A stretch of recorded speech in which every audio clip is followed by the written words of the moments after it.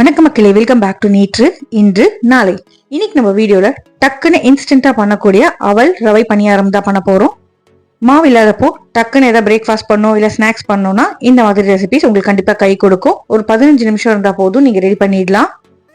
இதுக்கு ரெண்டு main ingredient என்னன்னு பாத்தீங்கன்னா ரவை, அதுக்கப்புறமா அவல்.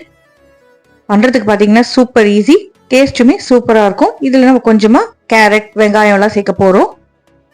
சூடா சாப்பிட்டு என்ஜாய் பண்ணுங்க, நல்லா சாஃப்டா இருக்கும். இந்த பணியாரத்துக்கு நான் சோடா, ஈனோ எதுவுமே சேர்க்கல. இப்போ வாங்க எப்படி பண்ணலாங்கிறத பார்த்துலாமா? அதுக்கு முன்னாடி நம்ம சேனலுக்கு நீங்க ஃபர்ஸ்ட் டைமா வரீங்கன்னா மறக்காம சப்ஸ்கிரைப் பண்ணுங்க.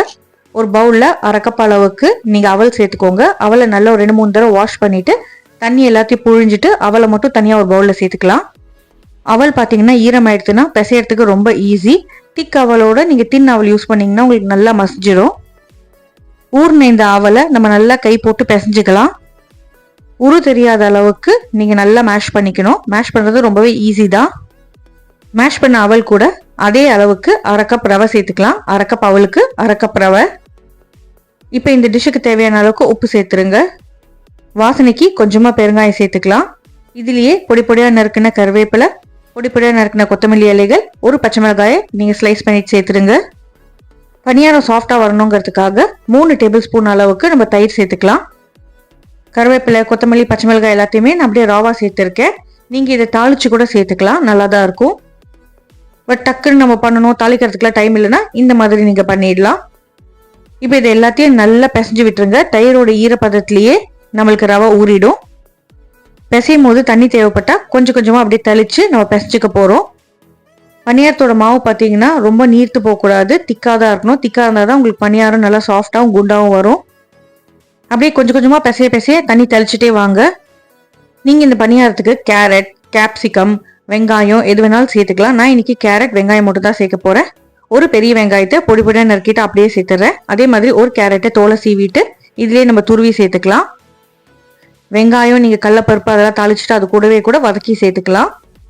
பட் எனிஹோ நம்ம பணியாரம் வேக வைக்கும் போதே வெங்காயம் எல்லாம் வெந்துடுங்கிறதுனால நான் அப்படி டைரக்டா சேர்த்துட்டேன்.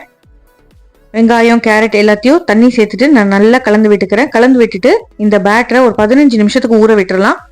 ரவை நல்லா ஊறி ஒன்று சேர்ந்து வரும். 15 மினிட்ஸ் கழிச்சுட்டு நீங்க இதை அப்படியே பணியார கல்லில் சேர்த்துட்டு பணியாரமா பண்ணி எடுத்துக்கலாம். மாவு இல்லாத சமயத்துல நம்மளுக்கு இந்த மாதிரி குவிக்கான பிரேக்ஃபாஸ்ட்லாம் கை கொடுக்கும். ஊறினதுக்கு அப்புறம் பாத்தீங்கன்னா உங்களுக்கு நல்லாவே புசு புசுன்னு ஆயிடும். இப்போ நம்ம பணியாரம் பண்ண ஆரம்பிச்சிடலாமா? பணியார கல்லை சூடு பண்ணிட்டு கொஞ்சமா நீங்க எண்ணெய் சேர்த்தா போதும். நல்லா கிறிஸ்பியா பொரிஞ்சு வரணும்னு நினைச்சீங்கன்னா எண்ணெய் கொஞ்சம் தாராளமா சேர்த்துக்கோங்க. இப்போ எண்ணெய் சேர்த்ததுக்கு அப்புறமா இதுல நம்ம பணியார மாவை சேர்த்துக்கலாம். பணியார மாவு சேர்த்ததுக்கு அப்புறமா லோ ஃப்ளேம்ல வச்சுட்டு மூடி போட்டுட்டு குக் பண்ணி எடுத்துக்கலாம். பேஸ் கொஞ்சம் அப்படியே குக் ஆனதுக்கு அப்புறமா திருப்பி போட்டு இன்னொரு சைடுமே குக் பண்ணிக்கோங்க. நடுவில் ஒரு குச்சி அப்படியே டிப் பண்ணி பார்த்தீங்கன்னா உங்களுக்கு வெந்திருத்தா இல்லையான்னு தெரியும். பணியாரம் உங்களுக்கு ஒட்டாம அழகா திருப்ப வரும். சூடா சாப்பிட்றதுக்கு பேஸ் லேயர் பார்த்தீங்கன்னா கிறிஸ்பியா இருக்கும், மேல் லேயர் பார்த்தீங்கன்னா சாஃப்டா இருக்கும். முடிஞ்ச அளவுக்கு சூடா சர்வ் பண்ணுங்க. உங்களுக்கு பிடிச்ச சட்னி, சாம்பார் கூட நீங்க என்ஜாய் பண்ணலாம்.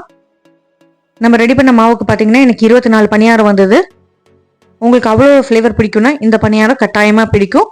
ட்ரை பண்ணி பாருங்க. ட்ரை பண்ணி பார்த்துட்டு எப்படி வந்ததுங்கிறத எனக்கு மறக்காம கமெண்ட்ஸை சொல்லுங்க. பண்றதுக்குமே ரொம்ப ரொம்ப ஈஸி தான்.